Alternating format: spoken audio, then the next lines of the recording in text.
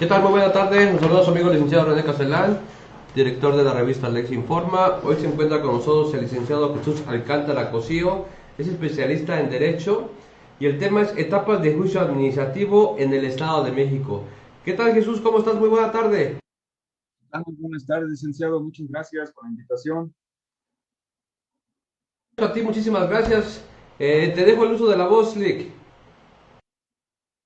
Ok, muchas gracias. Bueno, el día de hoy vamos a exponer el tema de, como ya lo dijo el licenciado, etapas del juicio administrativo en el Estado de México.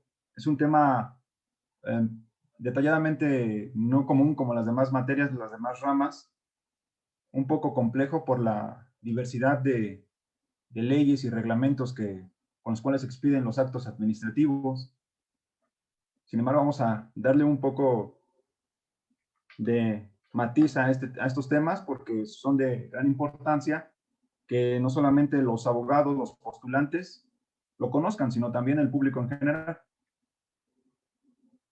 Bueno, hay consideraciones previas. Antes de iniciar, ¿cuáles son las etapas del procedimiento o del proceso administrativo?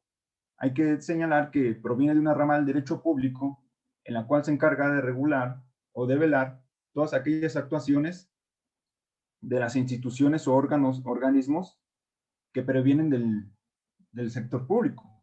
O, con palabras más coloquiales, todas aquellas actuaciones que vienen de las instituciones del gobierno. Mucha gente piensa que están en diferente rama o que esas actuaciones no conocen su naturaleza, o propiamente cuál es la naturaleza de cada acto. Sin embargo, lo que lo maneja el derecho público es precisamente el derecho administrativo. Ahí caben dentro de todos sus actos administrativos, siempre y cuando esos mismos tengan que ver con orden público e interés general.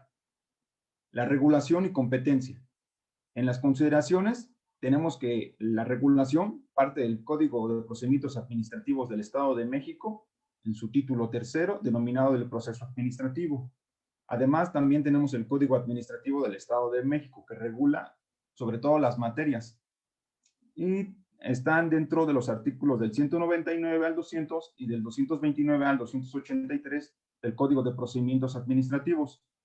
¿Quién es la autoridad sanadora? ¿Quién es la autoridad que va a llevar a cabo el proceso administrativo o el juicio, las etapas del juicio administrativo? Es el Tribunal de Justicia Administrativa del Estado de México, propiamente en esta entidad. Cada entidad de la República Mexicana tiene su propio Tribunal de Justicia Administrativa y sus propias determinaciones conforme a la Constitución Federal. La distinción, hay una gran distinción sobre qué es procedimiento y qué es proceso. El propio Código de Procedimientos Administrativos del Estado de México, en su artículo primero, fracción novena, señala que el procedimiento administrativo será la serie de trámites que se realizan en las dependencias y organismos descentralizados de la administración pública estatal y municipal, con la finalidad de producir y, en su caso, ejecutar un acto administrativo. Este procedimiento administrativo comúnmente se lleva dentro de las sedes administrativas, es decir, dentro de las propias autoridades. Y es muy importante distinguir el proceso porque el proceso, en su artículo primero, fracción décima del Código de Procedimientos Administrativos, señala que el proceso administrativo es la serie de etapas del juicio contencioso administrativo, la acción popular, el recurso de revisión y el cumplimiento de sentencia. Cada uno de estos procedimientos, de estos procesos, esto conlleva el proceso administrativo, tienen subfases. El juicio administrativo, contencioso administrativo, tiene sus propias etapas, igual que la acción popular, el recurso de revisión, incluso el cumplimiento de sentencia, aunque vayan de la mano porque van subsecuentemente una del otro. En las instancias, hay que hacer énfasis aquí en el tema de las instancias. Considero que hay una instancia preinstancial, es decir, antes de el juicio administrativo. En la preinstancial es cuando nace a la vida jurídica el acto administrativo, es decir, que se ha generado por la propia autoridad, la génesis del propio acto, cómo se crea el acto para que posteriormente, en primera instancia, sea combatido. Por ejemplo, desde un derecho de petición, un acto que se emite por una autoridad fiscal administrativa, una negativa ficta, etcétera, hasta bajas verbales de policías o responsables administrativas, ¿no? Esos eran temas de preinstanciales. El tema de primera instancia corresponde a las siguientes determinaciones. Es de una etapa de inicio probatoria, una etapa de instrucción, una etapa de dictado de sentencia y la siguiente es del cumplimiento de sentencia. Estas mismas etapas las conoce las salas ordinarias del Tribunal de Justicia Administrativa del Estado de México. Y hay una segunda instancia. La segunda instancia, contemplada por recurso de revisión, excitativas de justicia y procedimientos de cumplimiento de sentencia, que las conoce las secciones de Sala Superior del Tribunal de Justicia Administrativa del Estado de México. Entonces, con ello tenemos tres instancias en el proceso administrativo que regula el Código de Procedimientos Administrativos, que propiamente no lo señala así, pero es preinstancial, de primera instancia y segunda instancia. Preinstancial dentro de las sedes administrativas, que incluso llevan el recurso de inconformidad. La primera instancia, que es la sala ordinaria, que propiamente es el juicio administrativo o el juicio sumario. Y la segunda instancia, que es los recursos de revisión y las excitativas o procedimientos de cumplimiento de sentencia. ¿Qué principios rigen al juicio administrativo? Es importante conocer estos principios porque precisamente los juzgadores, las salas regionales, las salas superiores deben sujetarse dentro de la subsanación del proceso administrativo, del juicio administrativo, deben de regularse por dichos principios. Legalidad, que se ajustará estrictamente a las disposiciones del Código Administrativo, del Código de Procedimientos Administrativos y a las previstas en las leyes de uso de medios electrónicos del Estado de México. Esto para el tema de notificaciones electrónicas. Sencillez, que sus trámites deben ser sencillos, evitando formalismos innecesarios. Celeridad, deben tramitarse y decidirse de manera pronta y expedita. Oficiosidad, se impulsarán de oficio sin perjuicio de la intervención de las partes interesadas. Eficacia, se cuidará que el alcance de sus finalidades y efectos legales. Publicidad, todas las actuaciones serán de carácter públicas, salvo que la moral o el interés general exija que sean secretas.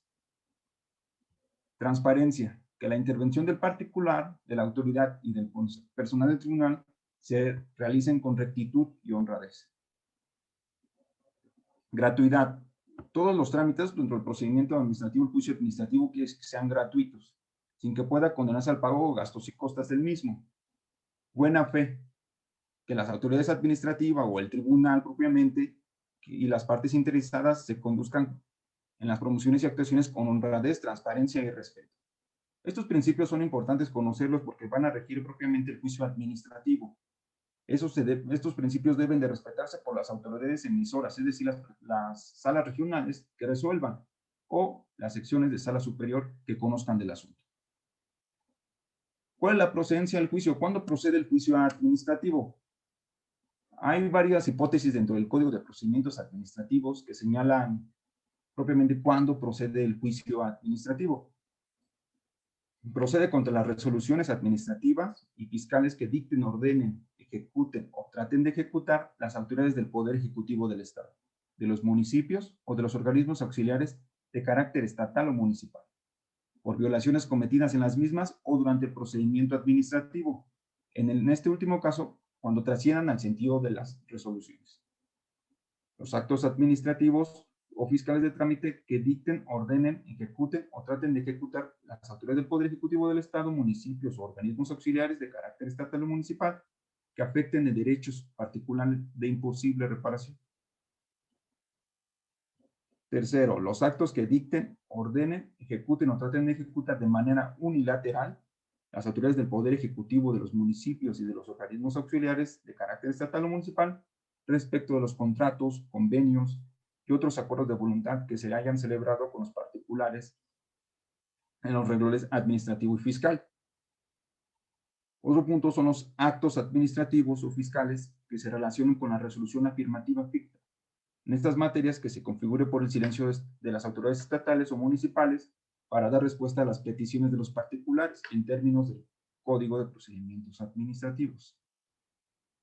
También procede contra las resoluciones negativas fictas que se configuren por el silencio de las autoridades administrativas y fiscales de carácter estatal o municipal para dar respuesta a las peticiones de los particulares en el plazo de 15 días siguientes a su presentación, conforme a las disposiciones de este Código de Procedimientos Administrativos. Contra las omisiones de las autoridades del Poder Ejecutivo, de los municipios y de los organismos auxiliares de carácter estatal o municipal para dar respuesta a las peticiones de los particulares, una vez que hayan transcurrido por lo menos 10 días siguientes para su presentación. Como se puede notar, hay diferentes términos, por ejemplo, para la negativa ficta o para las omisiones. Son distintos actos de distinta naturaleza. También procede contra los reglamentos, decretos, circulares y demás disposiciones generales de naturaleza administrativa y fiscal que expidan las autoridades del Poder Ejecutivo del Estado, de los municipios, de los organismos auxiliares de carácter estatal o municipal, sin que sea obligatorio o requisito previo para promover cualquier otro medio de impugnación en contra de tales determinaciones. Las resoluciones favorables a los particulares que causen una lesión a la hacienda pública del Estado o de los municipios cuya invalidez se demande por las autoridades fiscales del Poder Ejecutivo, de los municipios y de los organismos auxiliares de carácter estatal o municipal.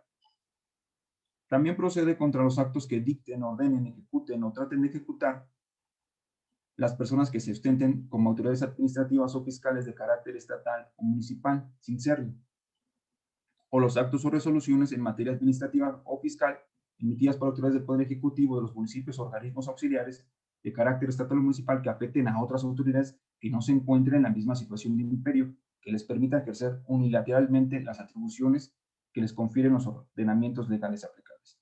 Estas disposiciones, esta procedencia del juicio administrativo se encuentra regulada en el Código de Procedimientos Administrativos. Propiamente hay distintos supuestos para cada uno de ellos, para cada hipótesis donde se encuentre el acto impugnado, donde se encuentre la promoción para el acto impugnado. La legitimidad. Esto es un tema muy importante, creo que sería motivo de otra exposición y llegaríamos a muchos temas de criterios jurisprudenciales, tesis aisladas, sobre el tema de la legitimidad para promover el juicio administrativo. El código específicamente del Estado de México señala que solo podrán intervenir en el juicio los particulares que tengan un interés jurídico o legítimo que funde su pretensión. Y señala que tienen interés jurídico los titulares de un derecho subjetivo público o interés legítimo, quienes invoquen situaciones de hecho protegidas por el orden público, tanto de un sujeto determinado como de los integrantes de un grupo de individuos, diferenciados del conjunto general de la sociedad. Aquí es importante puntualizar qué se entiende por interés jurídico e interés legítimo para promover el juicio administrativo. El interés jurídico es cuando es reconocido por las propias autoridades. Es decir, cuando se te emite, cuando tú tienes, por ejemplo, el pago de un impuesto, cuando venga propiamente tú el impuesto de tenencia vehicular, derechos de agua, porque es propiamente un interés jurídico. Cuando tienes, por ejemplo, necesitas una licencia de uso de suelo y tienes la licencia, tienes el interés jurídico. Cuando tienes un tema de puestos ambulantes y se te pide la orden o el permiso para poder tener esa actividad regulada, también ahí tienes un interés jurídico. Es decir, el interés jurídico es el reconocido por las propias autoridades. Legítimo. Luego, propiamente en las salas regionales, en las secciones de sala superior, por el tema del interés jurídico, el interés legítimo, llegamos a veces a confundirse uno del otro. El interés legítimo es propiamente, es aquello, no es propiamente es un derecho, es aquella acción para poder entablar el juicio. Son aquellas situaciones que propiamente la autoridad te reconoce, pero solo sí cuando te causa un perjuicio. Por ejemplo, cuando una orden de visita vaya dirigida a tu nombre, tienes un interés legítimo. Cuando propiamente rentas una casa, pero está a nombre de otra persona, pero tienes un contrato de arrendamiento, propiamente tienes un interés legítimo. En estos casos, la legitimidad o el interés jurídico o el interés legítimo son distintos. Para palabras coloquiales, el interés jurídico es el reconocido propiamente por la autoridad. Cuando ya tienes tú un derecho que salvaguarde esa actividad o esa acción o ese dejar hacer o no hacer. Un interés legítimo es es el que te reconoce la autoridad, pero de forma no subjetiva. Es decir, cuando vaya dirigida a tu persona o te cause una afectación de forma indirecta. Sin embargo, hay personas que promueven los juicios administrativos, pero no cuentan con ninguno de los dos, sino cuentan con un interés simple. El interés simple no conlleva a tener un reconocimiento para entablar el juicio administrativo. Por ejemplo, aquellas personas que tienen una actividad regulada y vaya una orden de visita de verificación en contra de ellas, pero no cuentan con el permiso, no tienen interés jurídico, pero sí tienen interés legítimo, porque va dirigida a ellos.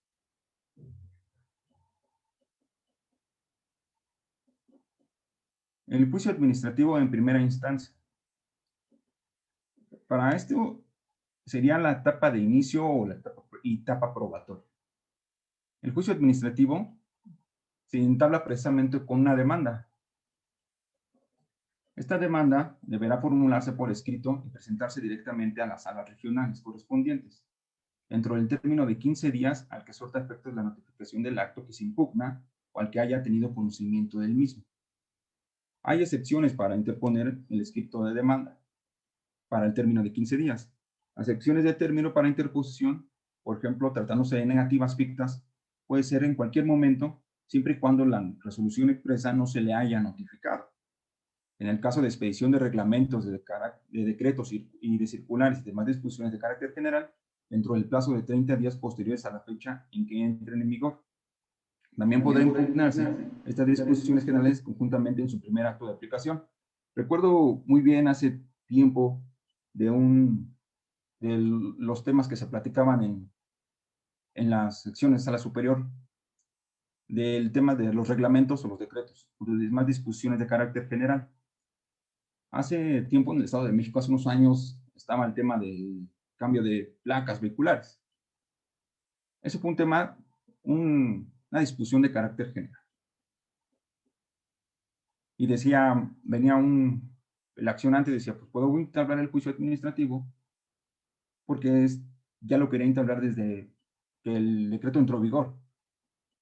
El problema es que la misma ley, el mismo Código de Procedimientos Administrativos, dice que es dentro del plazo de los 30 días o dentro del primer acto de aplicación. Es decir, supongamos que esa persona que por temas de cambio de placas vehiculares no le tocaba aún, pues todavía no tenía previamente el primer acto de aplicación, porque venía de forma individual. Pero supongamos que le tocara y que ya estaba dentro de los 30 días posteriores a la entrada de vigor, podría impugnar ese reglamento o ese decreto o esas demás disposiciones de carácter general. Un ejemplo muy rápido también de la negativa ficta. Muchas veces las resoluciones negativas fictas en su mayoría se configuran. Cuando tú solicitas cierto tema ante la autoridad fiscal o cierto derecho de petición en negativa ficta, debes esperar a que pase el término de 15 días. Regularmente he visto que muchas veces a los profesionistas, a los abogados, a los litigantes, se les pasa a impugnar la resolución expresa. Tú vienes por la negativa ficta. Se impugna la negativa ficta. Dices que se tiene que poder configurar en tu escrito de demanda. Ellos ofrecen respuesta expresa. Es decir, en el escrito de demanda, ellos te exponen los motivos por los cuales se condujeron de forma negativa o por qué no lo contestaron. Sin embargo, también señalan que exponen que sí la emitieron y te hacen valer dentro de su escrito de contestación de demanda una respuesta expresa. Pero muchas veces los accionantes o las personas que entran en el juicio administrativo no impugnan esa resolución expresa. Por eso dice precisamente que esas siempre y cuando se pueden impugnar, siempre y cuando no se te notifique la resolución expresa. Porque de lo contrario, ya se tendría por conocedor o sabedor de la resolución expresa. También las expresiones de término, cuando se pida la invalidez de una resolución fiscal favorable a un particular, la demanda deberá presentarse de un año siguiente a la fecha de emisión de la decisión.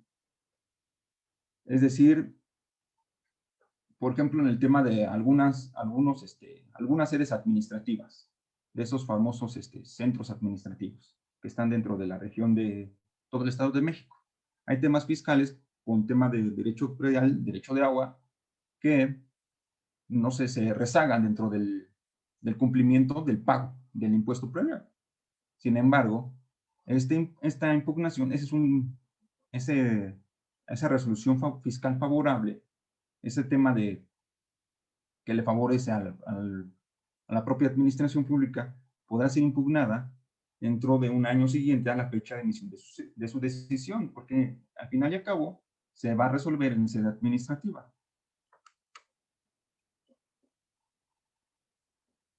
Ahora bien, las demandas y su requisito.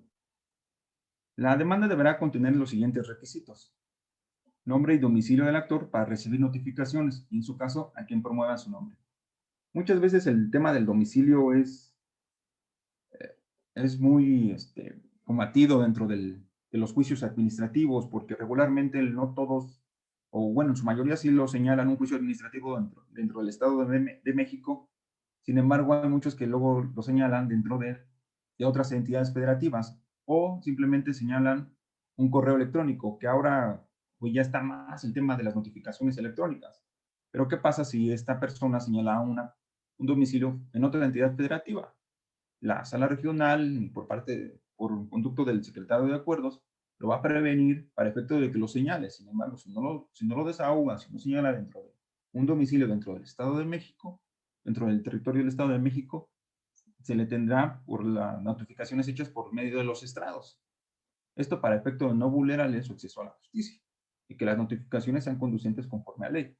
También deberá señalar el acto o la disposición general que se impugna, las autoridades de los o particulares que se demanden, el nombre y domicilio del tercero interesado, si lo hubiere, las pretensiones que se deducen, la fecha en que se notificó o se tuvo conocimiento del acto impugnado, la fecha en que entró en vigor la disposición general impugnada, los hechos, las disposiciones legales violadas, las pruebas y una solicitud, o en su caso la solicitud de suspensión. Las demandas podrán formular conceptos de invalidez y ofrecer pruebas aun cuando no se hayan hecho valer en el procedimiento administrativo o en el recurso de inconformidad. Es importante señalar aquí que al momento de hacer las pretensiones, al momento de reformular los conceptos de invalidez, no necesariamente, muchas veces he visto que se jactan con realizarlos meramente en el principio de la demanda. Sin embargo, he visto que dentro de la secuela procesal ofrecen escritos impugnando o haciendo otras aseveraciones dentro del juicio administrativo. Aquí dirían, el estricto derecho diría, pues los debes de hacer dentro del escrito de demanda. Muchas veces las salas regionales o no los estudian porque no los analizaron dentro del escrito de demanda, pero se considera una violación procesal toda vez que formó parte del conocimiento y tuvo las circunstancias a la mano la sala regional para poder analizar dichos argumentos. Es por ello que a veces las salas superiores reponen los juicios administrativos cuando se encuentra una violación procesal o entramos al análisis del fondo del asunto. Para la demanda, deberá adjuntarse lo siguiente: una copia de la misma y de los documentos anexos para correrle traslado a las partes. El documento que acredite su personalidad cuando no gestione a nombre propio, es decir, cuando viene parte de un representante o viene representante por parte de una persona moral. La copia de la instancia o solicitud no resuelta por la autoridad, que se incluya sello o datos de su recepción en su caso. Es importante esto porque me ha tocado muchas veces en juicios administrativos que demandan la negativa ficta de un acto. Sin embargo, sí exhiben el escrito inicial de demanda, el oficio, pero no habrá sello o datos de recepción por parte de la oficina de partes de la autoridad. En ese caso no se tendrá por saber al conocimiento de la autoridad que dicho acto se le haya atribuido a él. También deberá adjuntar a la demanda los documentos que ofrezca como prueba. Aquí un dato curioso con el tema de los documentos que se ofrezca como prueba, porque precisamente como lo dije hace un momento, muchas veces las pruebas son las que tienes al alcance. Sin embargo, también he visto que los accionantes ofrecen pruebas, ofrecen otros documentos porque no los tuvieron en su alcance a pesar de que los señalen ante la sala regional o exhiben diversos oficios. Esos, aunque los haya analizado en posterior, pero dentro de la secuela procesal, deberán de ser tomados en cuenta para la aplicación de la litis y su análisis del fondo del asunto. El pliego de posiciones y el cuestionamiento para los peritos en su caso de ofrecimiento de dichas pruebas. Ahora bien, las pruebas. El tema de las pruebas es algo muy complejo porque podríamos decir que este es otro tema diverso a las etapas del juicio administrativo. Sin embargo, señalo que las pruebas que se pueden ofrecer dentro de la secuela procesal es la confesional, documentos públicos y privados, la testimonial, la inspección, la pericial, la presuncional, la instrumental, fotografías y demás elementos aportados por la ciencia. En el procedimiento y el proceso administrativo se admitirán todo tipo de clase de pruebas, excepto la confesional a cargo de las autoridades mediante absolución de posiciones, y las que no tengan relación inmediata con el asunto y las que resulten inútiles para la decisión del caso. Es decir, muchas veces ofrecen pruebas que no tienen relación con el asunto o muchas veces me ha tocado que en el juicio administrativo ofrecen pruebas dentro del mismo, pero no tienen nada que ver con ese asunto o tienen que ver con otro asunto o otro juicio. Las autoridades o el Tribunal de Justicia Administrativa podrán decretar en todo tiempo, sea cual fuere la naturaleza del caso, la práctica, repetición o ampliación de cualquier diligencia probatoria, o bien acordar la exhibición o el desahogo de pruebas, siempre que se estimen necesarias y sean conducentes para el conocimiento de la verdad sobre el asunto.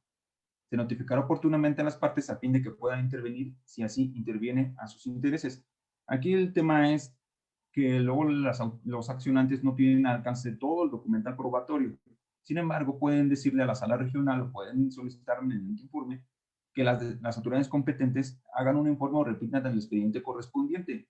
Inclusive, muchas veces en el tema de policías de bajas injustificadas, no tienen al alcance el expediente personal o el expediente formado con acto impugnado. Pero las autoridades, como tienen al alcance todos sus documentos, la sala debe de hacerles de su conocimiento que los remitan ante la propia sala regional para que puedan resolver conforme a derecho. Los actos administrativos se presumirán legales, sin embargo, las autoridades administrativas deberán probar los hechos que motiven cuando el interesado los niegue lisa y llanamente, a menos que la negativa implique la afirmación de otro hecho. Solo los hechos están sujetos a prueba y el derecho lo estará únicamente cuando se funde en leyes extranjeras. Los hechos notorios no necesitan ser probados y las autoridades administrativas o el tribunal deberán invocarlos, aunque no hayan sido alegados por las partes.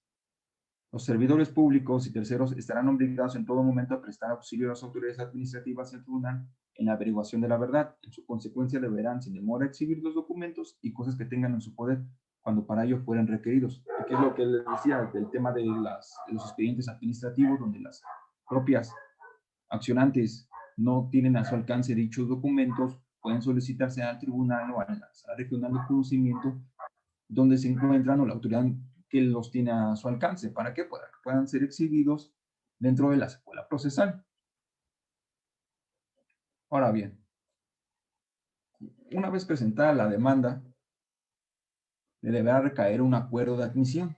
Sin embargo, también pueden presentarse distintos tipos de acuerdos. Comúnmente puede ser el acuerdo de admisión. Se dictará un acuerdo sobre admisión de la demanda, a más tardar el día siguiente de su presentación. En el mismo acuerdo se admitirán o se desecharán las pruebas ofrecidas, y en su caso se dictarán las providencias necesarias para su desahogo. Se señalará fecha para audiencia de juicio dentro de un plazo que no excederá de los días siguientes. En el mismo acuerdo también se señalará la concesión o negativa a la suspensión solicitada, en su caso si solicita la propia accionante. Se le dará a conocer que tiene el accionante opción de llegar a un acuerdo conciliatorio o convenio. Esto dentro del acuerdo de admisión. Es importante que en ese mismo acuerdo, regularmente cuando son temas, un ejemplo, un tema de construcción, muchas veces las accionantes no cuentan con la licencia de construcción y regularmente lo que quiere la autoridad pues, es demoler. Sin embargo, lo correcto aquí, o lo conducente por parte de los accionantes es que soliciten una suspensión del acto impugnado para que efectos de este no sea materializado. O, en su caso, cuentan con la licencia, pero no cuentan con la ampliación de la misma licencia. Sin embargo, la misma autoridad procederá de la misma forma para efectos de que siempre sea demolido en caso de construcciones. Se podrá decretar de oficio o a petición de parte dicha suspensión. Solo procede la suspensión de oficio cuando se trate de una multa excesiva, confiscación de bienes, privación de la libertad por autoridad administrativa y actos que, si llegara a consumarse, harían físicamente imposible restituir al actor en el pleno gozo de sus derechos. Multas excesivas en el tema fiscales. Muchas veces el tema fiscal, criterios sostenidos señalan, por ejemplo, que el tema de anuncios, un edificio cuente con más de 5 o 6 anuncios, ¿no? Propiamente la ley que lo regula nos señala que debe de imponerse una multa, una sanción por cada anuncio, porque propiamente la autoridad o propiamente el accionante realizó una actividad regulada. Sí, si bien es cierto, tiene varios anuncios, lo correcto es que se imponga o se fije una multa de carácter única por parte de la actividad regulada, no por parte de cada anuncio. Lo que conllevaría lo que siempre hace la autoridad a que haga una sumatoria y en esto sea una multa excesiva a la ley o al reglamento aplicable. El tema, por ejemplo, con la confiscación de bienes.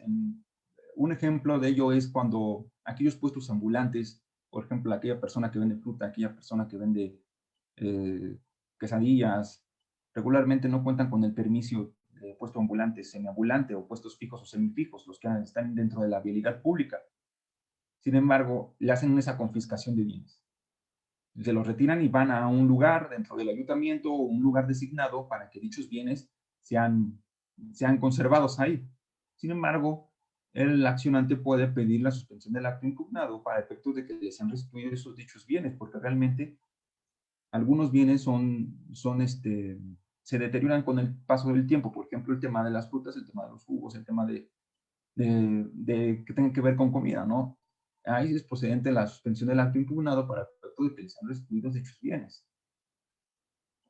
Sin embargo, no podrá ser la suspensión del acto impugnado para efecto de que puedan seguir con la actividad regulada, toda vez que justamente la verificación señaló porque no contaban con la licencia o con el permiso correspondiente.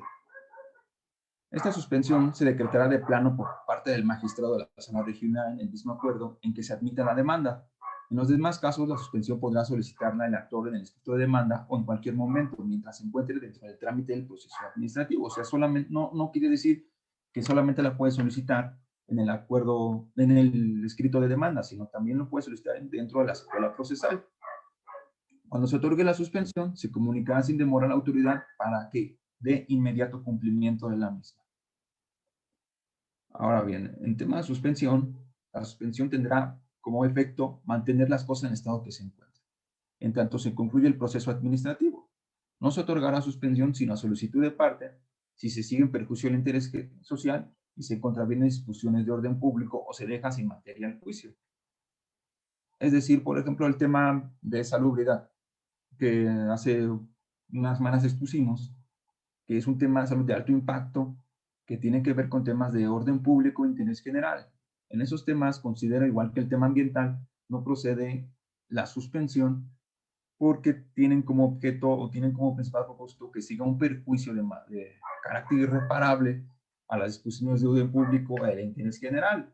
Es decir, el interés particular nunca va a estar por encima del interés general.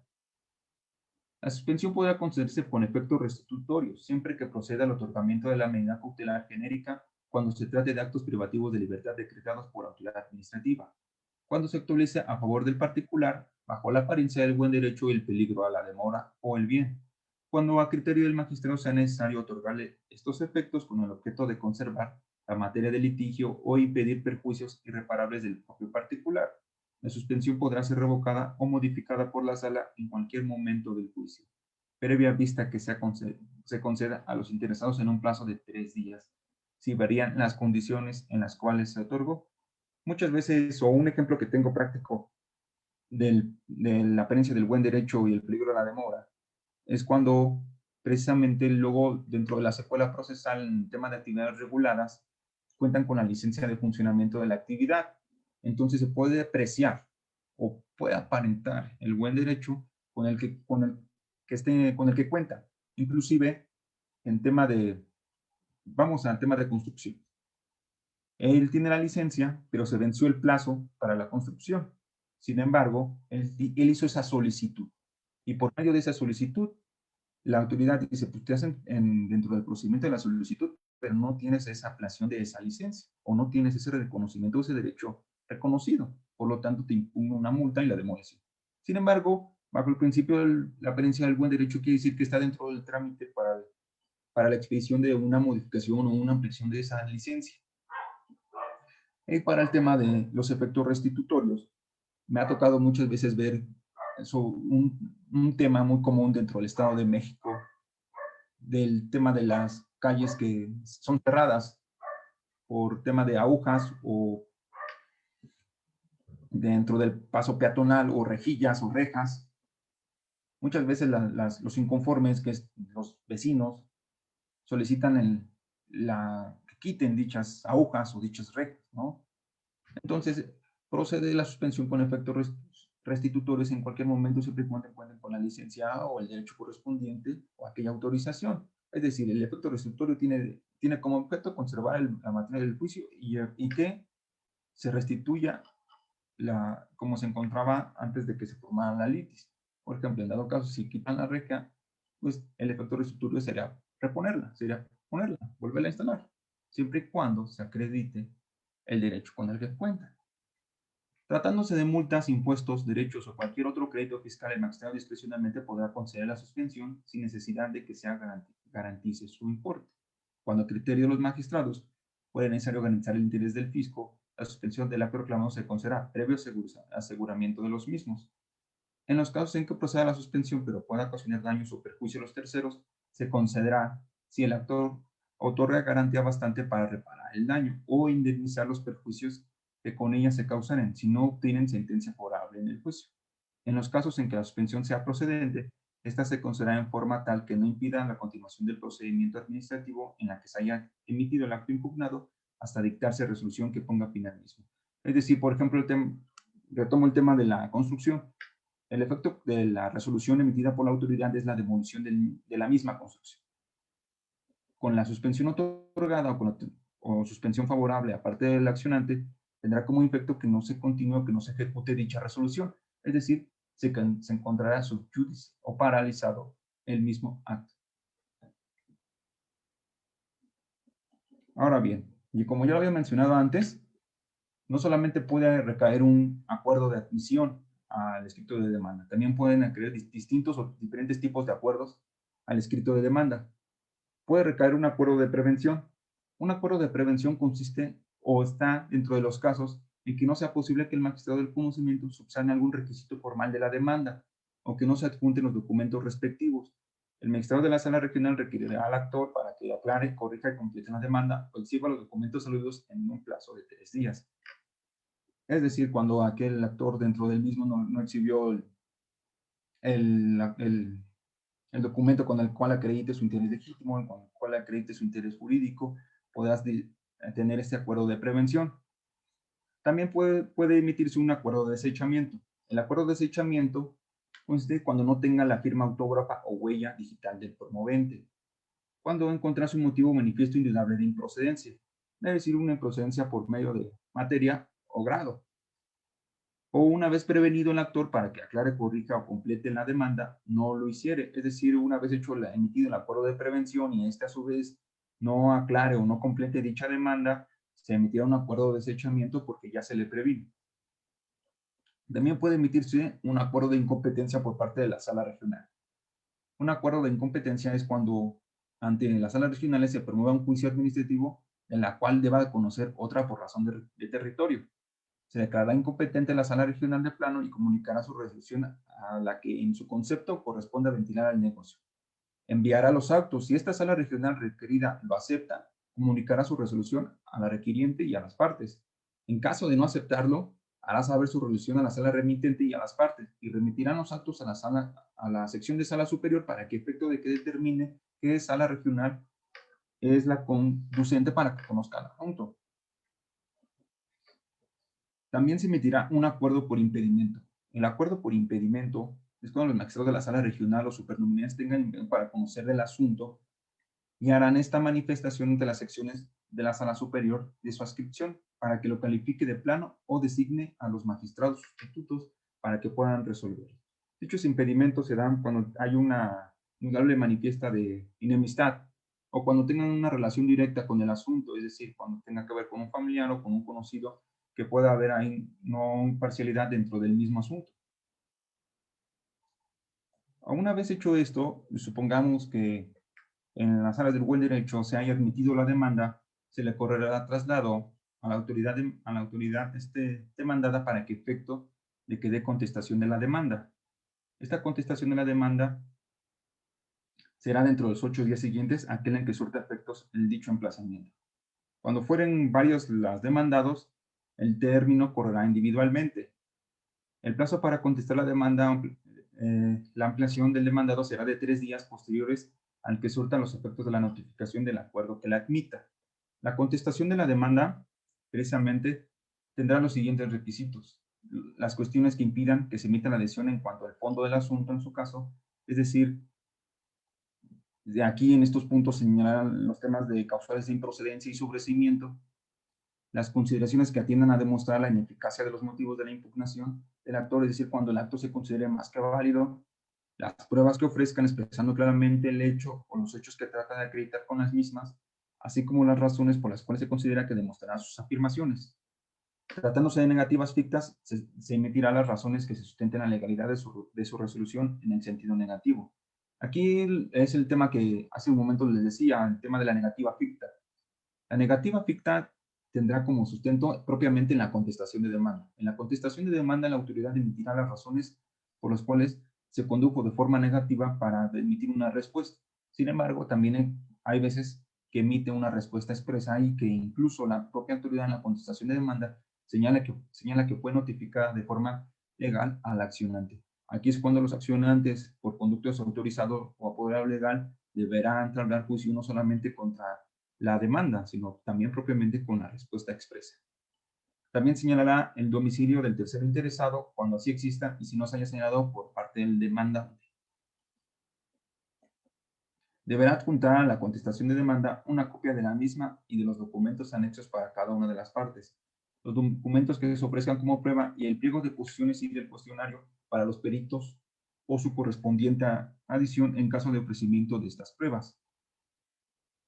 ¿Qué pasará aquí después de la contestación de demanda? Se va a dictar un acuerdo sobre la misma, a más tardar el día siguiente de su presentación. En el mismo acuerdo se tendrán por admitidas o desechadas las pruebas ofrecidas y se emitirán en su caso las providencias necesarias para el desahogo de las pruebas. Si la parte demandada no contesta dentro del término legal, el tribunal tendrá por confesos los hechos que el actor le atribuye de manera precisa, salvo por las pruebas rendidas legalmente o por los hechos notorios que resulten desvirtuados.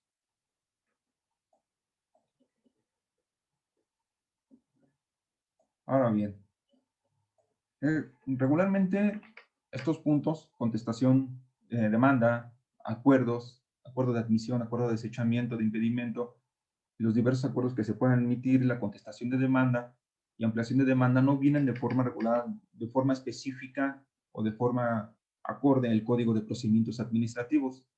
¿Qué seguiría después de una contestación de demanda? La ampliación de la demanda. En la ampliación de la demanda procederá en ciertas hipótesis de su procedencia.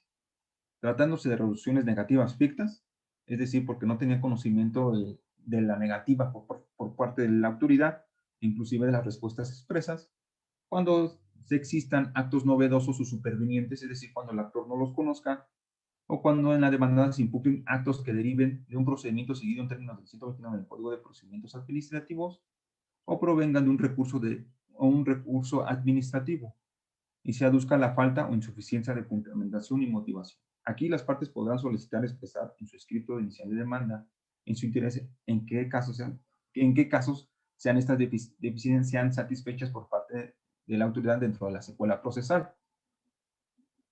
inclusive cuando la parte actora manifiesta desconocer la resolución fiscal que pretenda demandar.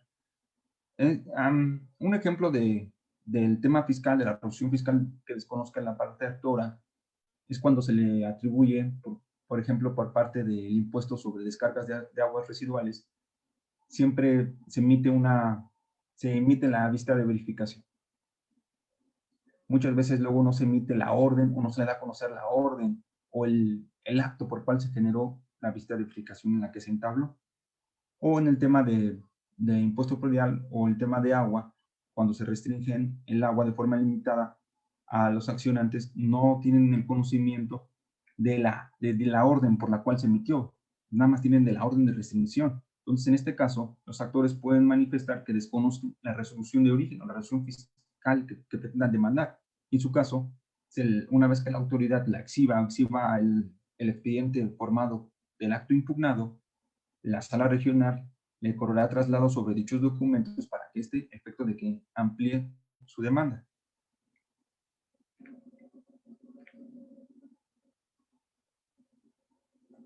Ahora bien, existe la etapa de instrucción.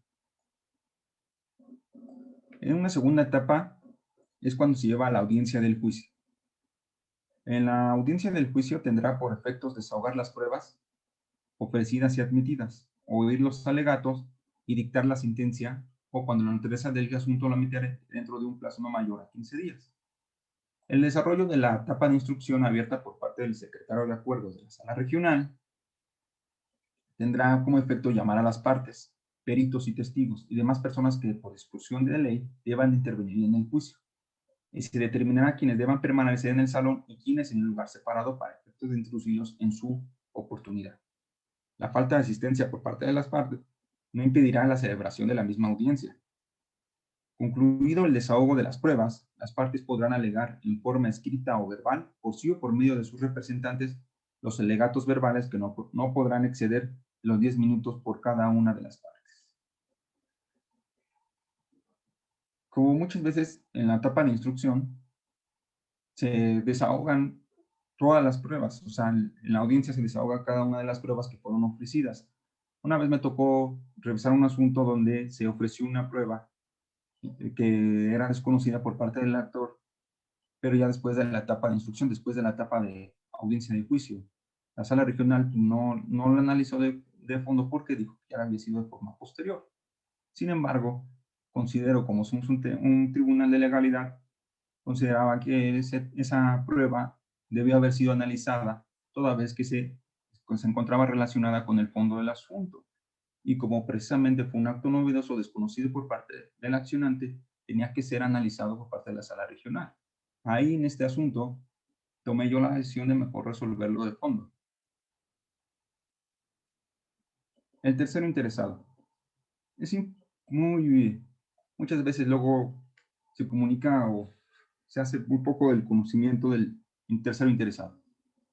¿Quién es el tercero interesado? Este tercero interesado podrá señalarse por parte de las partes o de oficio por parte de la sala regional del conocimiento.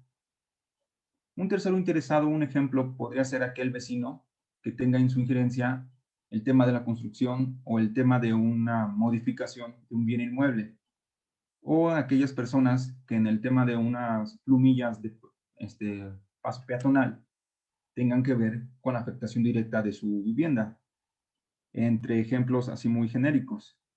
Este tercero interesado tiene una afectación de forma indirecta, es decir, tiene un interés legítimo. Si bien no es reconocido por parte de la autoridad, tiene dicha afectación.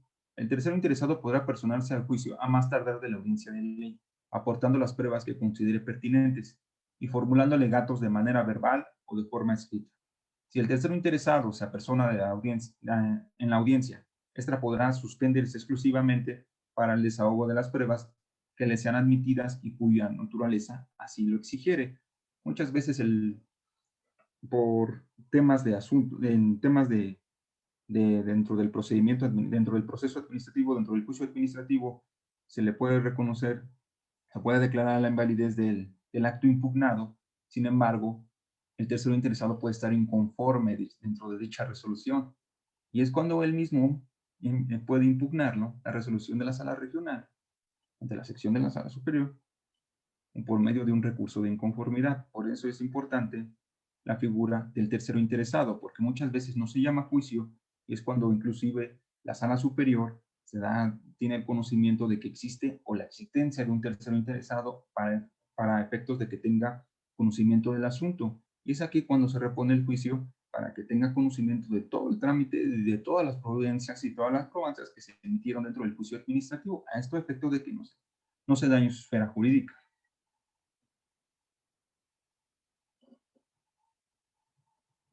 El tema de la conciliación. En el Código de Procedimientos Administrativos tenemos un medio alterno a solución de conflictos. Este medio alterno se da a conocer desde la admisión de la demanda, inclusive desde la admisión de la contestación de la demanda. Es una forma de terminar el juicio. En cualquier momento de la tramitación del proceso administrativo o en la etapa del cumplimiento de la sentencia y ante la Dirección de Mediación y Conciliación, las partes podrán llegar a arreglos conciliatorios que pongan fin al asunto, siempre que no sean contrarios a las disposiciones legales aplicables. Los acuerdos o convenios respectivos aprobados por el magistrado de la sala regional producirán todos sus efectos jurídicos inherentes a una sentencia ejecutoria. Regularmente este tema de conciliación o este tema de convenios se ha dado mucho en tema de contratos administrativos, cuando tengan que ver con temas de pago, cuando tengan que ver con temas de afectación a la sociedad. Es decir, muchas veces se realizan, un ejemplo, se realiza un contrato administrativo por parte de la autoridad, por parte del municipio, con una persona moral, entonces no llegan a un acuerdo en sede administrativa, porque precisamente se vinieron al juicio administrativo a demandarlo. Sin embargo, dentro de la secuela procesal, la misma sala regional, por parte del secretario de acuerdos, con los que tenga del conocimiento, les hará saber a las partes que tienen la oportunidad de poder llegar a un acuerdo conciliatorio y que sustituirá o tendrá el efecto de una sentencia ejecutaria por medio de un acuerdo o con un convenio. Ahora bien, una figura muy poco conocida, pero de realmente importancia en el juicio administrativo, es la excitativa de justicia. Desconozco si aún en todas las entidades del país, dentro de los tribunales de justicia administrativa, exista todavía una figura así como esta. ¿Qué tiene por objeto la excitativa de justicia? Una excitativa de justicia la podrán formular las partes ante la sección de la sala superior de la jurisdicción. Esto si el magistrado de la sala regional no dicta la sentencia dentro del plazo legal respectivo, es decir, dentro de los 15 días marcados por la codificación aplicable. Recibida la excitativa de justicia, el presidente de la sección solicitará el informe al magistrado que corresponda, quien deberá rendirlo dentro del plazo de 3 días. Es decir, el magistrado de la sala regional dice que dentro del término de 15 días dictará la sentencia correspondiente. Sin embargo, pasa dicho tiempo y no la dicta, podrán entablar o podrán promover una excitativa de justicia ante la sección de la sala superior.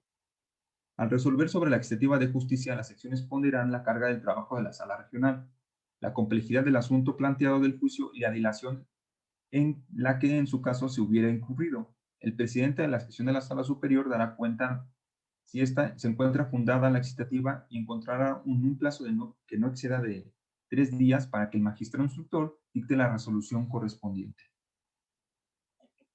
Regularmente este tema de la excitativa de justicia es un tema de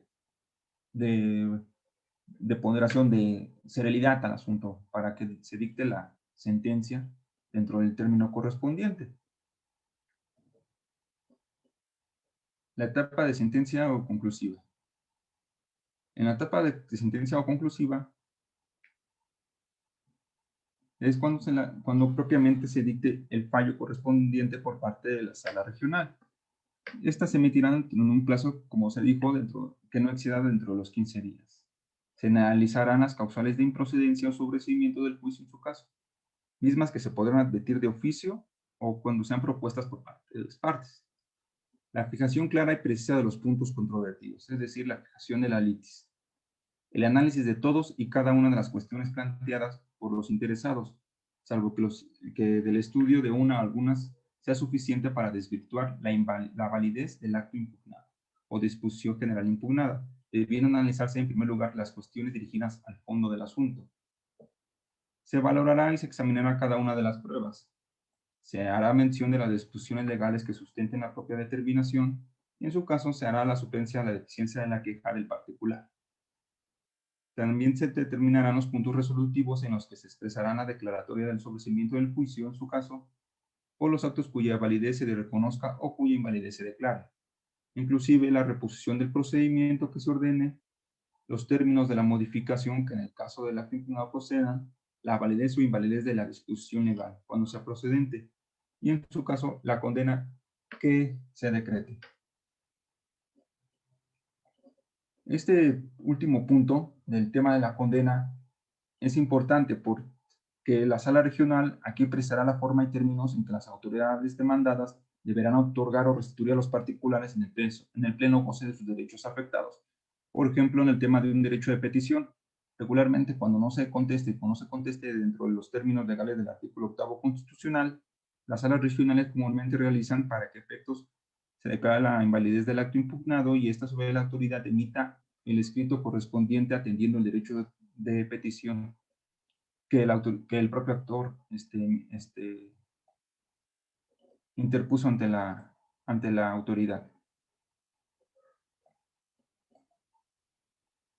El Tribunal de Justicia Administrativa también tendrá opción de modificar la resolución impugnada, reconociendo la parte en que sea legal y o, en su caso, la invalidez en la que no lo sea, en caso de que la sentencia se condene al pago de daños y perjuicios que se hayan causado en forma dolosa o culposa por la emisión de ejecución de un acto invalidado. Se cuantificará el monto de los mismos que serán pagados por las dependencias públicas a las que se encuentren adscritas las autoridades demandadas, debiendo cobrarlos posteriormente a los servidores públicos directamente responsables a través del procedimiento administrativo de ejecución. Cuando se haya declarado la invalidez de una disposición de carácter general, las sentencias privarán de efectos los actos de ejecución ya producidos y precisarán la forma en que la disposición general no pueda ser aplicada al demandante en casos posteriores. Cuando en la sentencia se condena a la autoridad a emitir una resolución debidamente fundada y motivada, los particulares podrán impugnar ese nuevo acto administrativo dentro del plazo de 15 días siguientes a aquel en que surta efecto la notificación de la resolución que tenga por cumplida la sentencia. Regularmente siempre pasa esto en el último párrafo, cuando la autoridad administrativa ya emite el acto impugnado atendiendo una resolución ejecutoria por parte de la sala regional, inclusive en cumplimiento por parte de la sala superior, emitirán un nuevo acto. Este nuevo acto genera un nuevo juicio, mismo juicio que deberá entablarse entre los 15 días si la accionante o las partes sí lo consideran pertinente. Es decir, se genera una nueva litis que tiene relación con el cumplimiento de la sentencia. ¿Cuándo causan ejecutoria las sentencias? Cuando no se admita ningún recurso alguno, las que admitiendo algún recurso no fueran recurridas o habiéndose sido, se haya desechado, sobreseído o hubiese resultado infundado, y las consentidas expresamente por las partes o sus representantes legítimos. Son causas de invalidez. Las causas de invalidez son la incompetencia de la autoridad que ordena, ejecute o trate de ejecutar el acto o resolución impugnada, la omisión de los requisitos formales exigidos por las leyes, siempre que afecte las defensas del particular y trascienda el sentido de la resolución impugnada. Los vicios del procedimiento, siempre que afecten las defensas del particular y trasciendan al sentido de la resolución impugnada. Si los hechos que la motivaron no se realizaron o fueron distintos o se apreciaran en forma equivocada, o si se dictó en contravención de las disposiciones aplicables, o se dejaron de aplicar las debidas en cuanto al fondo del asunto, también será causa de invalidez el desvío de poder, arbitrariedad, desproporcional, desigualdad, injusticia manifiesta o cualquier otro motivo similar. Cuando el acto impugnado sea violatorio a los derechos humanos reconocidos por la Constitución Política de los Estados Unidos Mexicanos, el Tratado Internacional, en los tratados internacionales en los que el Estado mexicano sea parte y la Constitución Política del Estado de México. Un tema de derechos humanos que me causó mucho lo tengo muy presente, fue un tema de un cambio de descripción de un policía. Era un tema de una persona que tenía problemas de discapacidad para movilizarse. Entonces él hizo valer tratados internacionales de derechos humanos que, de acuerdo a ellos y a su discapacidad, se encontraba difícil de poder ejercer dicha actividad a la que se encontraba sujeto. ¿Qué podría hacer aquí? La autoridad podría decir, no tienes inmovilidad para poderte estar dentro del área de suscripción en la cual te sujetamos, pero no te puedo dejar de cambiar la inscripción. Sin embargo, la autoridad pasó por alto que en temas de personas con discapacidad están protegidos por los tratados internacionales y por la Constitución Federal. Aquí conllevó a que se le restituyera el derecho en que se asignara una actividad o un lugar de circunscripción acorde a las actividades que realiza el particular. En temas de omisión de los requisitos formales tiene que ver con temas de fundamentación y motivación y los vicios del procedimiento cuando no se hayan hecho las reglas para su debido conocimiento. Etapa de cumplimiento de sentencia. Esta etapa es posterior al dictado de la sentencia. Esta se da cuando ya haya causado una sentencia favorable al actor. La misma sala regional competente le comunicará por oficio y sin demora alguna a las autoridades demandadas para su debido cumplimiento. En el propio oficio en que se haga la notificación a los demandados, se le permitirá para que informe sobre el debido cumplimiento de la sentencia respectiva. Un ejemplo, en tema de baja de policías. En tema de baja de policías se da mucho el caso de que, como no pueden ser reinstalados por decreto constitucional, se deberá hacer la indemnización de acuerdo al 123, apartado B, fracción tercera. Es decir, esa indemnización se hará correspondiente en dado caso de baja de policías. La sala regional emitirá su sentencia y condenará a la autoridad para efecto de que dé cumplimiento y haga el pago constitucional de indemnización correspondiente. Y aquí es cuando empieza el tema de cumplimiento de sentencia.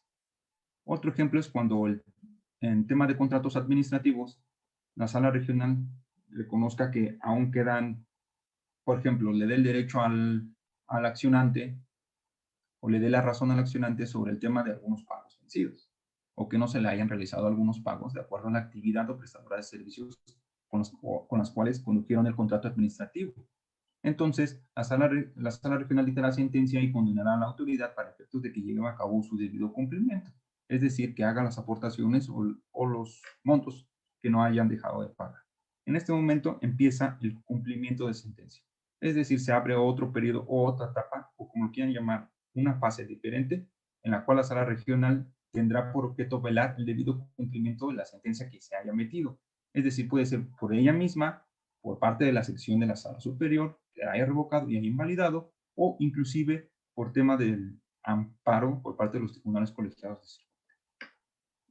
Si dentro de los 3 días siguientes a la notificación de las demandadas la sentencia no se quedara cumplida o no se encontrase en vías de cumplimiento, la sala regional competente de su oficio o a petición de parte dará vista a las autoridades para que manifiesten lo que su derecho convenga, es decir, les pedirá que informen por qué se han abstenido de dar debido cumplimiento o la negativa del incumplimiento de la sentencia ejecutiva.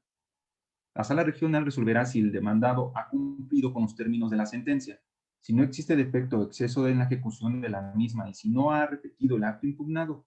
De lo contrario, le requerirá para que cumpla la decisión respectiva en un plazo de 3 días posteriores, al que en surta efectos la notificación y providencia que, en su caso, de renuencia. En caso de renuncia, se le impondrá una multa por la cantidad equivalente de 100 a 1000 veces el valor diario de la unidad de medida y actualización vigente. Muchas veces las autoridades administrativas pues llegan a ser repetitivas en el tema de la renuncia para dar debido cumplimiento a la sentencia ejecutoria, pero aquí la sala regional tiene como opción para imponer una multa por la cantidad equivalente de 100 a 1000 veces el valor diario en la unidad de medida y actualización vigente. Eso quiere decir que no solamente podrá imponer una de 100 veces, puede imponer de 100, 200 hasta llegar a 1000, la máxima es 1000. ¿Qué pasa con el tema del incumplimiento? En los casos en que por naturaleza del asunto no sea materialmente posible dar cumplimiento a la sentencia o iniciar su cumplimiento dentro del plazo establecido en el primer párrafo del artículo, el magistrado podrá ampliarlo hasta por 10 días, contando a partir del día siguiente al que se notifique a los demandados el requerimiento correspondiente. En el supuesto de que la autoridad o el servidor público persistiera en su actitud, la sección de la sala superior resolverá a instancia de la sala regional, es decir, la sala regional le remitirá los autos a la sala superior sobre el tema de la persistencia de actitud de incumplimiento, y esta a su vez la sala superior solicitará al titular de dicha dependencia, ya sea estatal o municipal, u organismo a quien se encuentre subordinado, conmine al servidor público responsable para que dé cumplimiento a las determinaciones propias del tribunal en un plazo de 3 días siguientes a que surta efectos la notificación, sin perjuicio de que se reitere cuantas veces sea necesario la multa impuesta. Es decir, no importa cuántas veces será repetitiva dicha multa. Si no obstante los requerimientos anteriores no se da el debido cumplimiento a la resolución, no se da por cumplida dicha resolución, la sección de sala superior podrá decretar la destitución del servidor público responsable. Este es un tema muy importante y muy delicado para el tema del cumplimiento de sentencia, el procedimiento de cumplimiento de sentencia, porque tiene como instancia el requerir, el velar que se lleve a cabo el cumplimiento de la misma, en caso de que no se incumpla, requerir y imponer las multas, de acuerdo a 100 a 1000 veces, de acuerdo a la unidad de medida correspondiente, inclusive la sala regional, en caso severo, remitirá a la sala superior para que solicite al titular de la dependencia, y si en este caso persiste con dicha actitud, se podrá llevar a cabo el procedimiento de destitución del servidor público responsable encargado de emitir o dar cumplimiento a la sentencia.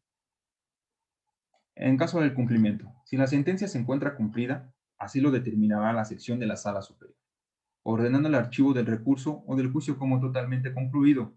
El juicio contencioso administrativo podrá archivarse cuando quede cumplida la sentencia ejecutoria en que se haya declarado la invalidez del acto o la dependencia general impugnada, o bien haya operado la caducidad.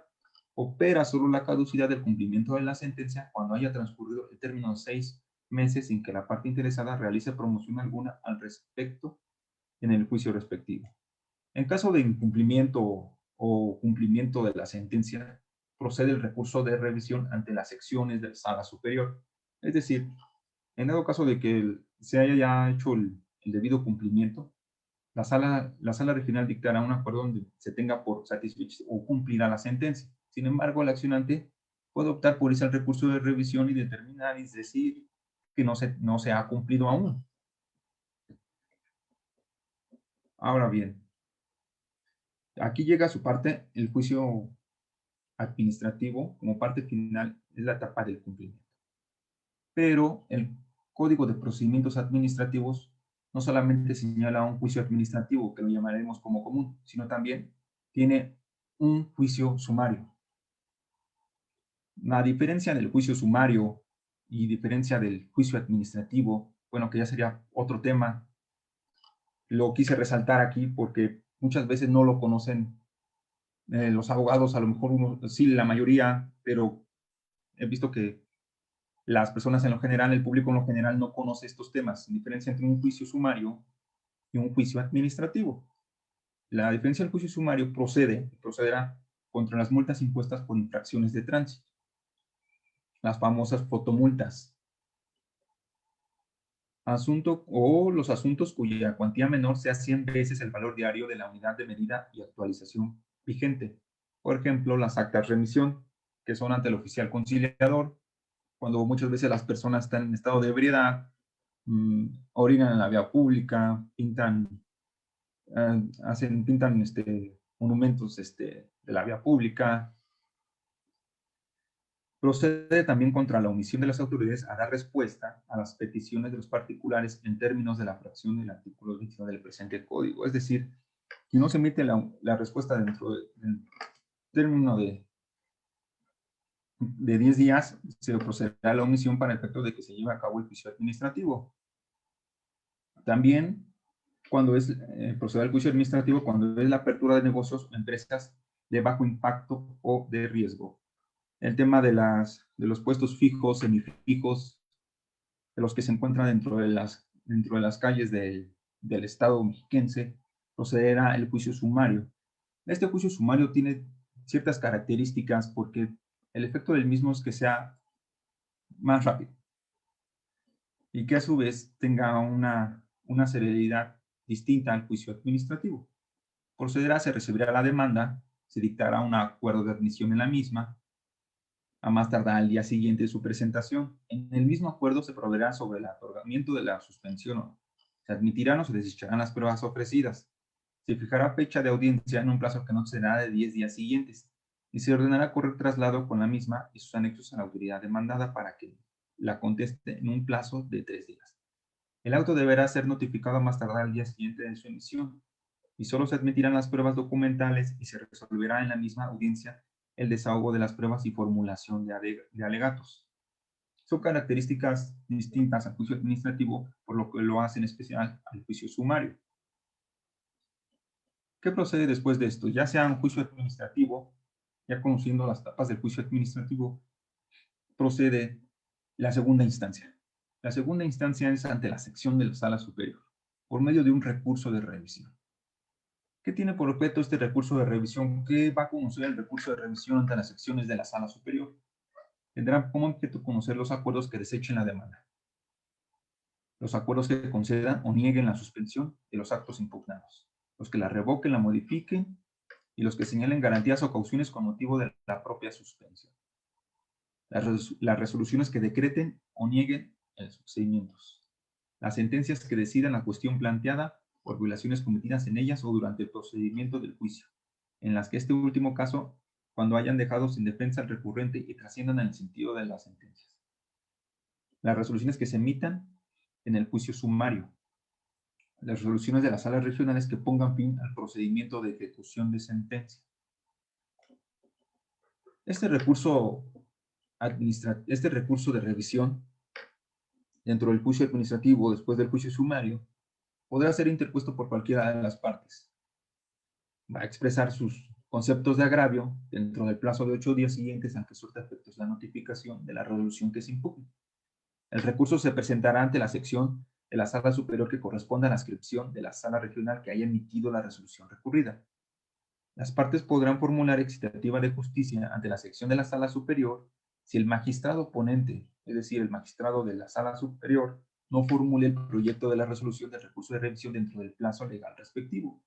El presidente de la misma sección dará cuenta a la sala superior y si esta misma se encuentra fundada, es decir, la excitativa, otorgará un plazo que no excederá de 3 días para que el magistrado conocedor del asunto presente el proyecto correspondiente. Al resolver el recurso de revisión, las secciones podrán modificar el mismo, podrán revocar o confirmar la resolución impugnada. En caso de estas providencias, en el tema de la revocación, revocarán, analizarán de nueva cuenta el asunto, fijarán la litis, analizarán las causales de improcedencia y sobrecimiento y en su caso podrán reponer el juicio si se encuentra una violación dentro del proceso administrativo, es decir, dentro de la secuela procesal. Podrán modificar, en dado caso, la modificación cabe cuando dentro de un apartado se haya hecho una acentuación distinta, por ejemplo, en temas de temas mecanográficos, ¿no? Temas de que se haya, en el considerando se haya decretado la invalidez y en otro se reconozca. Y se confirmará cuando esta se encuentre acorde y apegada a derecho. Bueno, pues sería todo. O sea, No, muchas gracias, Lick. Fue muy completo, muy completo. Te iba a hacer yo varias preguntas, pero el tiempo es muy corto. Pero vamos a la pregunta de los seguidores. ¿Te parece? claro, claro.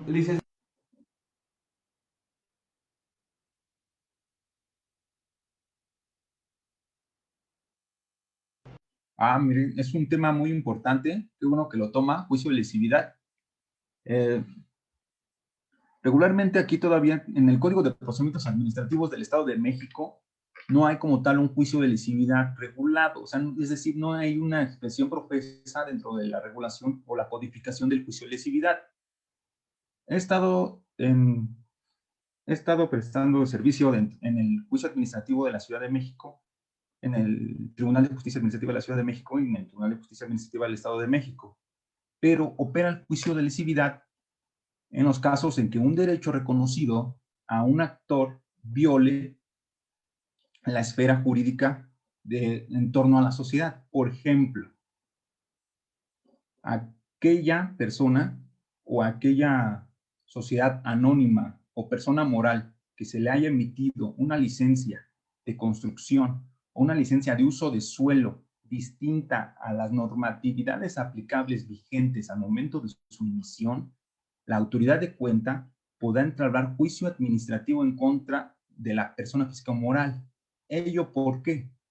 Porque muchas veces la licencia de funcionamiento o la licencia de uso del suelo, que comúnmente es la licencia de uso de suelo, será violatoria a las normatividades.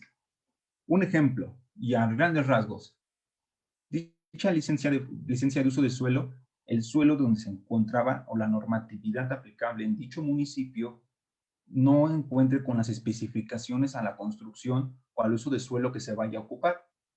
Es decir, si en el mismo uso de suelo, dicha persona moral dice que va a poner 50 pisos y de acuerdo a la amortización del mismo suelo, no le corresponde dicha construcción, le corresponden 2 o 3, dicha violación conlleva a una esfera jurídica colectiva. Por lo tanto, aquí será un juicio de lesividad por parte de la autoridad. La autoridad entablará el juicio. Inclusive dirá que dicha expedición, dicha licencia va contraria a las normas aplicables y contraria a la sociedad. Y sobre todo, de cajón va a determinar que es contraria al orden público y al interés general. Okay.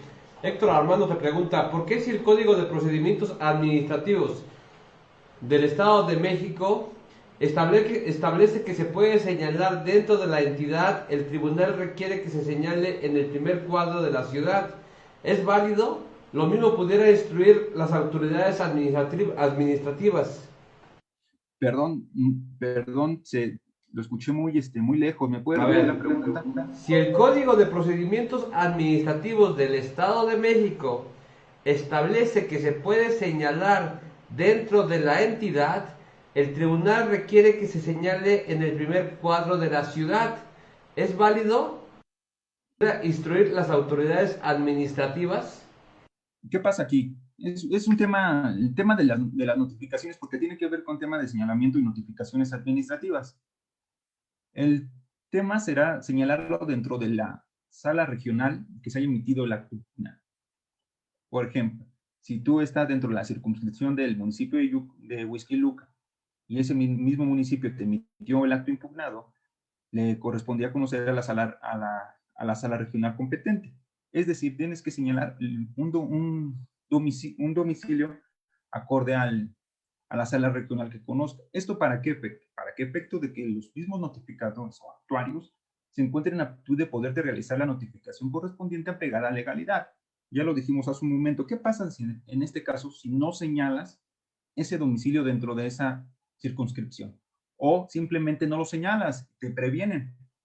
Me ha tocado ver muchos asuntos donde abogados, accionantes no quieren señalar un domicilio dentro de la circunscripción. Dicen, no tengo domicilio aquí, simplemente no lo cuento, pero hay muchas opciones. Pueden señalar los estrados o inclusive el nuevo tema que se ha implementado por la situación actual en la que vivimos, el tema de las notificaciones electrónicas, que ahora con la ley justicia se ha dado un buen auge. Pero, regresando al tema, la sala regional te va a prevenir y va a decir que si no lo señalas dentro de la circunscripción que compete a la sala regional correspondiente, se te van a realizar las actuaciones o las notificaciones correspondientes por los estrados. Eso, claro, antes, una prevención antes de hacerlo, porque si no, incurriría una ilegalidad de actuación. Ok, mira, Lili te pregunta, creo la misma, ¿se puede ofrecer el expediente administrativo en el Estado de México? Sí, claro, el expediente administrativo en el Estado de México, sí, pues realmente el expediente administrativo es el que forma el acto impugnado. O sea, tú vas a ofrecer como tal que la sala regional requiera a la autoridad el expediente formado con motivo del acto impugnado. Es decir, tú, un ejemplo, tú interpones una petición ante la autoridad, ante X ayuntamiento, pero nunca te emiten una respuesta. Tú lo que solicitas es el expediente formado con motivo de esa respuesta. Esto para efecto de que la misma autoridad emita la respuesta expresa y a su vez tú la puedas impugnar para atacar la negativa en su escrito de demanda y atacar sus consideraciones en la respuesta expresa. Pero sí se ofrece el expediente formado con motivo de acto impugnado. Inclusive hay autoridades, y me ha tocado ver que dicen que no tienen el expediente formado con motivo del acto impugnado, que dicen que no está dentro de sus archivos. Sin embargo, por medio de los indicios de las propias accionantes con otros medios de prueba, se puede recabar de que la misma autoridad, al formar parte del hecho administrativo, está obligada a exhibirlo, inclusive porque ella misma es la garante de tener ese mismo expediente administrativo. Ok, Lili te pregunta, ¿se rompe la presunción de legalidad frente a una negativa perdón, y llana del enjuiciante? Perdón. A ver, repito, ¿se rompe la presunción de legalidad frente a una negativa ficta y llana del enjuiciante? Tendría por qué romperse, a menos que los indicios o los hechos que tú sustentas sean contrarios a derecho. Muchas veces, un ejemplo, el tema de policías. Ellos dicen que la autoridad ya no los dejó presentarse para realizar el servicio correspondiente, ¿no? ¿Y qué es lo que hacen regularmente? Yo creo que es por estrategia de cada accionante y por parte del abogado. Ellos lo que hacen es un escrito de petición, una solicitud, y le requieren a la autoridad o al comisario de la seguridad pública que le informe la situación jurídica en la que se encuentra. Muchas veces las autoridades pues no contestan. Muchas veces las autoridades, pero te dicen, necesito tales requisitos como el número de matrícula, el número de expediente, el número de asignación, el número de cuerpo, el número de subdirección, la inscripción. Te piden muchos requisitos. Pero en fondo podemos considerar o se presume que ya están dados de baja. Entonces, por regla general o por regla constitucional, ese derecho ya se encuentra acreditado. O sea, realmente, como no podemos restituir al policía a sus saberes adentro de su circunscripción, ese derecho ya se encuentra acreditado y lo que le tocaría sería una indemnización constitucional. Entonces, el tema de la presunción como tal deberá ser manejado de acuerdo a los hechos y a las actuaciones y a las pruebas ofrecidas por parte de las mismas partes, de los que forman la litis. Ok, Isaías García te pregunta, ¿por qué cuando promueven una demanda ante el tribunal administrativo le llaman juicio de nulidad? ¿Así se debe decir? Ahí yo lo dejo a amplio criterio académico, doctrinal y profesional. Como tal, lo que se busca precisamente al impugnar un acto administrativo es la nulidad. Muchos tribunales de justicia administrativa en sus distintas codificaciones o leyes de justicia administrativa señalan que procederá la nulidad de los actos y otros la invalidez. Pero lo que tiene como objeto aquí es de acuerdo a la codificación en el estado en que te encuentres. El Código Administrativo señala invalidez de los actos administrativos, el Código del Estado de México. Si pasamos a la Ley de Justicia Administrativa de la Ciudad de México, ellos te señalan nulidad de las actuaciones. Inclusive los propios tribunales colegiados de circuito en la misma Corte ha hecho mención en sus mismas jurisprudencias de esas sobre el tema de la nulidad y la invalidez de los actos. Pero en sí, podríamos decir que precisamente es una connotación o nominación que tiene el mismo efecto, nulificar o invalidar el acto administrativo. Lili te vuelve a preguntar, ¿cuáles son las formas que se tiene para garantizar el otorgamiento de suspensión y qué recurso hay cuando el juzgador la determine de manera excesiva. Mira, es un tema interesante, el tema de la garantía, es por parte de una garantía bastante ante la sala regional, cuando tú emites una suspensión, y esto va a ser de acuerdo a criterio de la sala regional.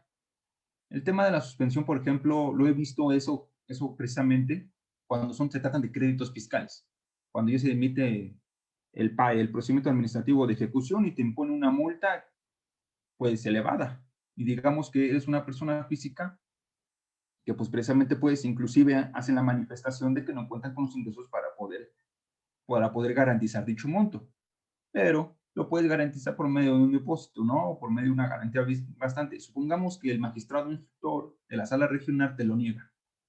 Si te lo negara, tienes el recurso de revisión para que la sala superior en cuerpo colegiado analice dicha suspensión y en su caso podrá modificarla o podrá sostener la declaratoria negativa de invalidez. O en su caso, supongamos que la sala regional diga que no es necesario que garantices dicho monto, lo que pasa aquí es que la autoridad se irá a recurso de revisión y te pedirá que lo garantices. Regularmente ahí será a criterio de cada sección de sala superior y en determinación de un cuerpo colegiado. Lili nuevamente te dice, hay incidentes de daños y perjuicios en el Estado de México si soy tercero y quiero hacer mía una garantía para el supuesto que no le asista la razón a un accionante. Hace rato lo dijimos, el tema de la suspensión, en tema de daños y perjuicios, se considera la suspensión para efectos solamente cuando se existan estos daños y estos mismos causen una afectación de forma irreparable al tercero perjudicado. Y les mencionaba el tema de las construcciones, que tu vecino esté construyendo una barda perimetral arriba de digamos, unos 6 metros, y que te cause un daño de forma irreparable por medio de su construcción. Ese vecino tendrá que garantizar el daño o perjudicar que te pueda ocasionar al tuyo dentro de tu casa, porque no, digamos, solamente va a ser materia administrativa por los temas de las licencias o lo perjudicial que será, sino también será materia civil, por los daños y perjuicios que puedan ocasionar a tu mismo bien inmueble.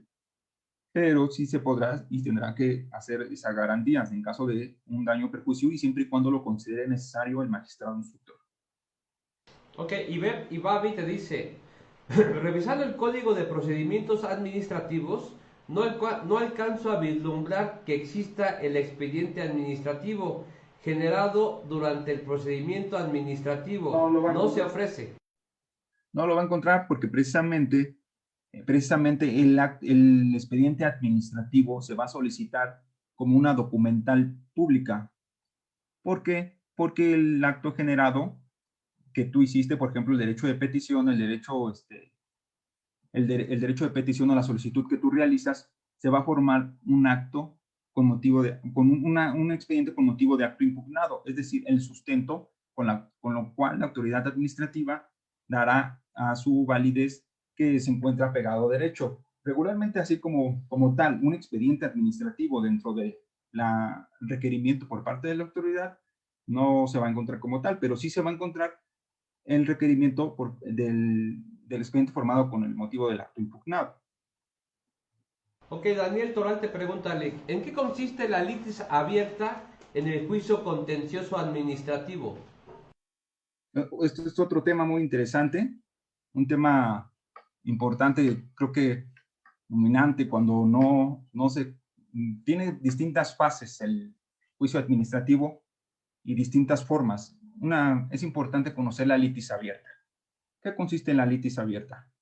Supongamos, llevas un recurso de inconformidad ante la sala, la autoridad administrativa, ante sede administrativa, y tú realizaste unos dichos argumentos para impugnar un determinado acto.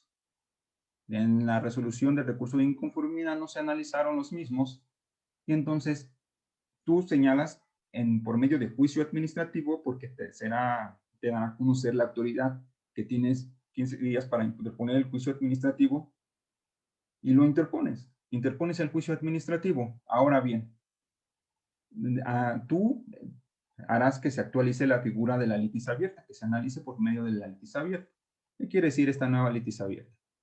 Que una vez que el magistrado instructor o inclusive el magistrado de la sección de la sala superior entra al fondo del asunto y diga que dicha determinación se encuentra contraria a derecho, podrá realizar nuevas formulaciones en contra de los mismos actos que no las haya realizado. Es decir, será, digamos, una nueva impugnación. Es decir, dará a conocer o analizará dichas omisiones dentro del recurso de inconformidad y las nuevas que sean en tu nuevo escrito de demanda. Por eso se dice litis abierta. Pero como tal, no lo he visto mucho aquí en el Estado de México. Sin embargo, en la Ciudad de México se da mucho a conocer la litis abierta. Ivette Rosas Morales te pregunta, ¿cuál es su opinión en el caso de un acto que debe tramitarse en vía sumaria, que se presenta de manera extemporánea? ¿Por qué debe tramitarse en la vía ordinaria para respetar el derecho humano de la tutela judicial efectiva? ¿En realidad se impide el exceso a la impartición de justicia? Como tal, no.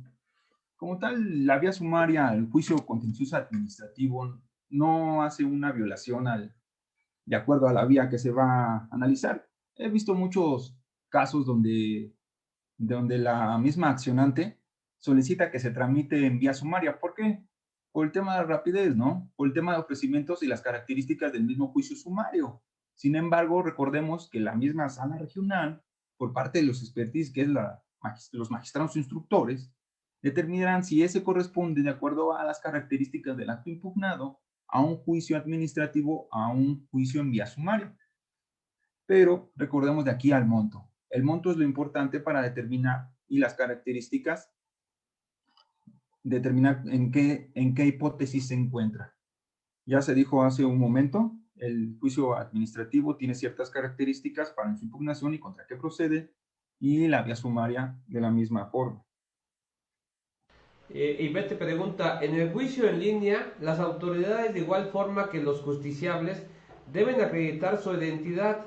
Procede requerimiento en caso de no comparecer con las formalidades establecidas o tener por no contestado.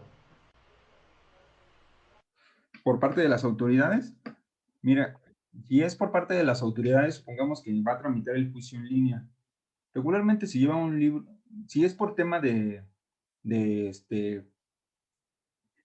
acreditar la personalidad de las autoridades, regularmente las salas regionales ya tienen un libro sobre dichas acreditaciones.